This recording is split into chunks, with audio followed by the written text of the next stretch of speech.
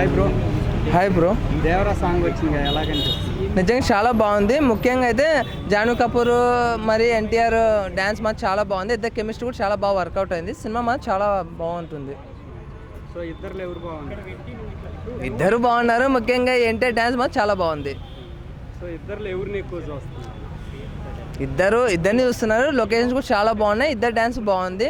Main chemistry బాగుంది. Main cinema ఈ డ్యాన్స్లో cinema మీద ఎక్స్పెక్టేషన్స్ ఎలా ఉంది? చాలా బాగుంది. సినిమా కూడా మంచి హిట్ అవుతుంది అనుకుంటున్నాం. చాలా బాగా హిట్ అవుతుంది. అంటే చాలా సంవత్సరాలు, అంటే 2-3 సంవత్సరాల గ్యాప్తో వస్తున్నారు కదా.